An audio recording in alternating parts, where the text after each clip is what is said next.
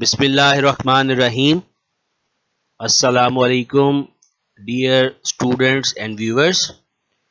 SPSS lecture series हमारी चल रही है और आज हम इस सीरीज़ में एसपीएसएस की बेसिक रिक्वायरमेंट डेटा एंट्री के हवाले से उसको डिस्कस करेंगे, जो कि वेरिएबल्स होते हैं।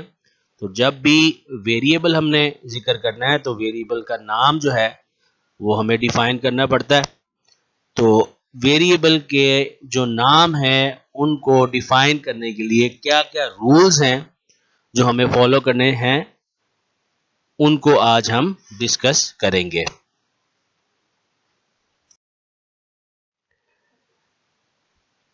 चलिए जी, पहले हम देख लेते हैं कि एसपीएसएस में वेरिएबल क्या है। हमारे पास जो डाटा फाइल होती है उसकी जो डाटा एडिटर विंडो है उसमें जो कॉलम्स हैं, जो डाटा व्यू के अंदर जो कॉलम्स हैं वो वेरिएबल को रिप्रेजेंट करते हैं और उनकी जो रोज हैं वो उसके केसेस को रिप्रेजेंट करते हैं। वेरिएबल जो है डेटाबेस के अंदर जिस तरह हमारे पास फील्ड्स होती हैं, एसपीएसएस में यहाँ पे वो वेरिएबल कहलाते हैं। इसको जरा आप ये एसपीएसएस की डाटा एडिटर विंडो में मैं आपको दिखाता हूँ कि वेरिएबल हमारे कहाँ डिस्प्ले हो रहे होते हैं।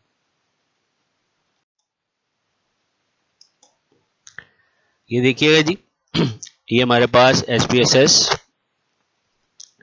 आ गया और इसमें आपको नजर आ रही हैं ये वेरिएबल्स हैं। कॉलम के अंदर आप गौर करें तो आपको ये वेरिएबल नजर आ रहे हैं, demo underscore change, socio underscore Indic वगैरह वगैरह। ये हमारे क्या है, जो कॉलम्स के अंदर है आपको वेरिएबल नजर आएंगे। ठीक,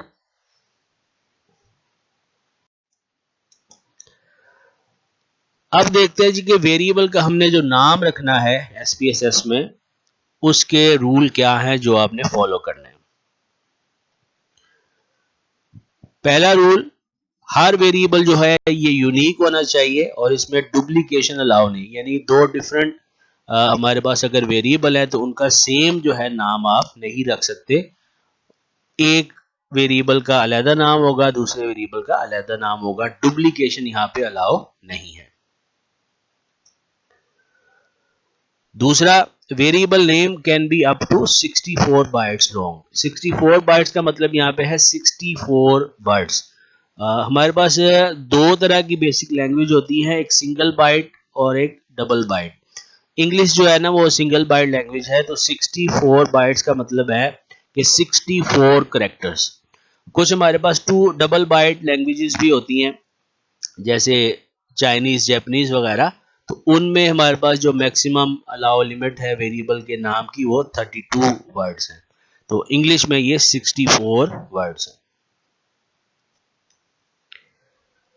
ये सबसे अहम रूल, किसी भी वेरिएबल का जो नाम है उसका फर्स्ट करैक्टर जो है वो या तो कोई लेटर होना चाहिए या इन जो सिंबल्स हैं एट द रेट, हैश या डॉलर, इनमें से होना चाहिए।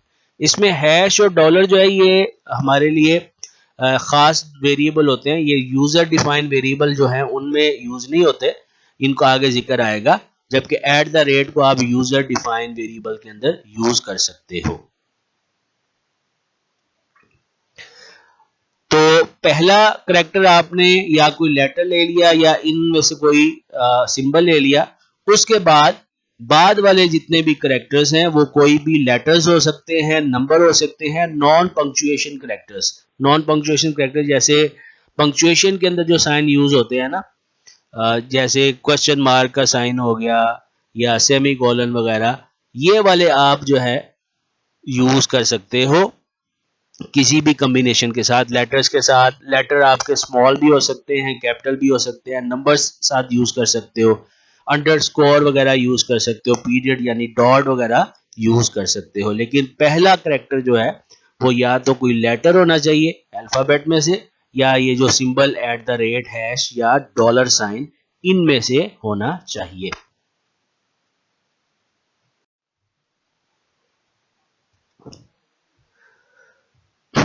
नेक्स्ट, इंपॉर्टेंट पॉइंट है, variable names can not contain space. जो वेरिएबल का आप नाम रखेंगे उसमें स्पेस नहीं आएगी, स्पेस के बगैर ही, यानी ये ज्वाइंट सारे करेक्टर्स होंगे आप वेरिएबल का नाम, स्पेस इसमें अलाउ नहीं है।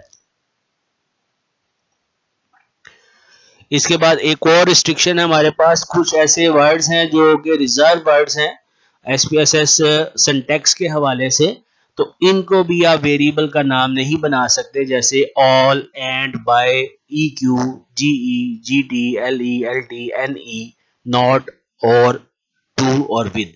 इनमें से किसी भी कीवर्ड को आप वेरिएबल का नाम नहीं बना सकते। जब आप बनाएंगे तो वो आपको एरर मैसेज दे देगा कि ये कीवर्ड है, इसको वेरिएबल का नाम जो है नहीं बनाया जा सकता।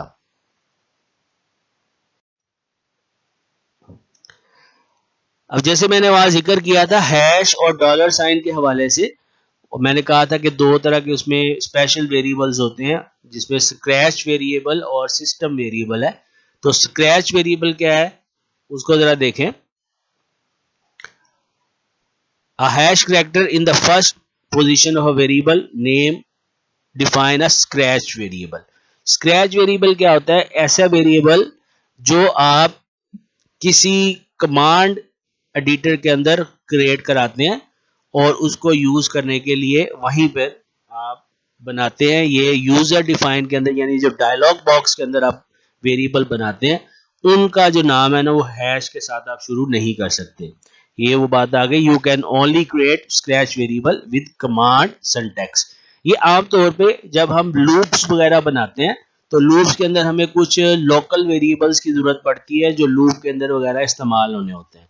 तो वहां पर हम जब वेरिएबल क्रिएट करते हैं तो उसको ये हैश करैक्टर के साथ क्रिएट करते हैं, तो वो विद इन लूप उसकी यूटिलाइजेशन हो जाती है और हमारा जो लूप है वर्क कर लेता है। लेकिन हैश के साथ आप जो यूजर डिफाइंड वेरिएबल है, यानी जो डायलॉग बॉक्स के अंदर आप बनाएंगे वहां पर डिफाइन नहीं कर सकते।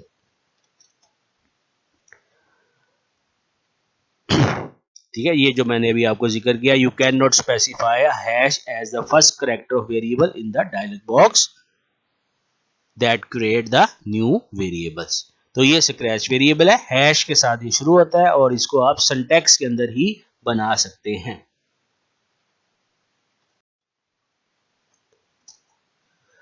जी, इसके बाद आगे हमारे पास सिस्टम वेरिएबल। सिस्टम वेरिएबल जो है ना ये डॉलर साइन के साथ शुरू होता है, इसको सिस्टम वेरिएबल कहते हैं। बाज दफा जब हम कोई भी प्रोसीजर परफॉर्म करते हैं तो उस प्रोसीजर को परफॉर्म करने के लिए जो सिस्टम है ना कुछ वेरिएबल जो है वो कैलकुलेट करता है और फिर उस प्रोसीजर्स के अंदर उसको इस्तेमाल करता है, लेकिन वो उसको जो है वो सेव नहीं कराता आपकी डाटा फाइल के अंदर, वो अपने बैक एंड पे सेव करके उसकी मदद से जो है ना वो चीज़ें बनाता है। फॉर एग्जांपल अगर आप रिग्रेशन रन कर रहे होते हो तो उसमें आपके जो रेजिडुअल वगैरह है, आपने रेजिडुअल प्लॉट लेना है वहाँ का, तो आप रेजिडुअल्स को सेव किए बगैर भी उसका प्लॉट ले सकते हो। तो जब आप रिग्रेशन रन करते हो तो उसमें ये क्या करता है, ये वेरिएबल्स जो है ना वो क्रिएट कर लेता है। इस तरह उसकी प्रेडिक्टेड वैल्यूज के अगेंस्ट ये अगर आपको चाहिए या वाई वैल्यूज के अगेंस्ट आपको जो है एरर को प्लॉट करना है, तो सिस्टम ये वेरिएबल्स क्रिएट कर रहा होता है खुद से, और अगर आपको उसका प्लॉट वगैरह बनाने की ज़रूरत है वो आपको बना कर देता है, और आप चाहें तो फिर इसको खुद से सेव भी करवा सकते हैं, उसमें ऑप्शन होती है। इसी तरह जैसे जो स्क्रैच वेरिएबल है उसको आप डायलॉग बॉक्स के अंदर डिफाइन नहीं कर सकते, इसी तरह जो हैश के साथ वेरिएबल है ये भी जो है वो यूजर डिफाइन वेरिएबल में यूज नहीं हो सकता। ये जो है जब प्रोसीजर कोई रन होता है तो उसके अंदर ही ये क्रिएट होता है। ठीक है,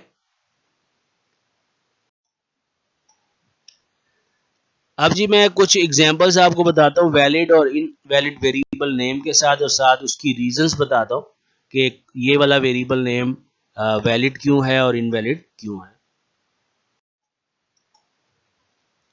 देखिए जी, पहला वेरिएबल आ रहा है एज, ये वैलिड है, पहला लेटर इसका जो है अल्फाबेट है, आगे कैपिटल हो स्मॉल हो उससे फर्क नहीं पड़ता।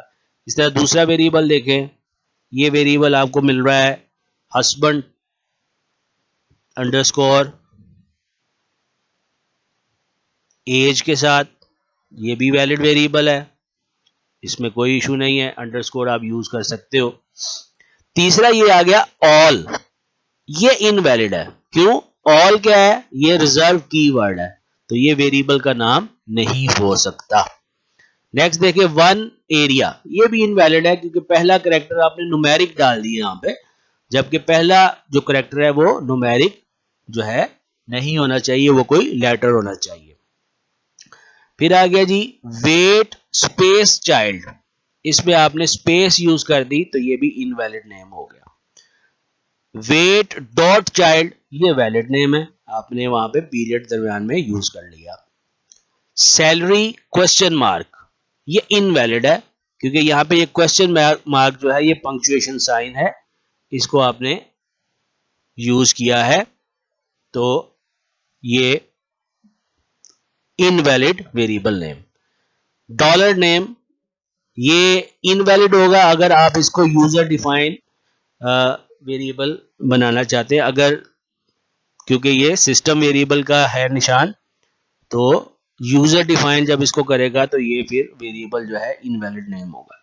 इस तरह हैश क्लास आप बनाते हो तो ये भी it is only valid in the command, not valid for variable which is to be use in the dialog box. और लास्ट वन है एक्सपीरियंस डॉट, वैलिड नेम है लेकिन आमतौर पे हम कोशिश करते हैं कि जो वेरिएबल है उसके लास्ट के अंदर ये पीरियड यूज ना करें। सम टाइम ये हम जब सिंटैक्स लिख रहे होते हैं तो इसको कमांड टर्मिनेटर के तौर पे भी कंसीडर कर लिया जाता है, तो बेहतर है कि जो वेरिएबल है उसके नाम के एंड पे आप डॉट या अंडरस्कोर का इस्तेमाल ना करें। तो स्टूडेंट्स ये थे हमारे आज के रूल्स जिनको हमने फॉलो करना है जब भी हम किसी भी वेरिएबल का नाम जो है बना रहे होंगे SPSS में। और ये बहुत ज़रूरी है, सबसे बेसिक चीज़ यही है कि जब आपको सबसे पहले वेरिएबल के जो नाम है वो डिफाइन करने होते हैं, फिर उन्हीं नामों की बुनियाद पे आगे आपका प्रोसीजर्स चलते हैं और आपके सिंटैक्स वगैरह लिखे जाते हैं। उम्मीद है आपको पॉइंट समझ आ गए होंगे। कोई कंफ्यूजन हो तो आप ज़रूर सवाल पूछ सकते हैं। Thank you very much.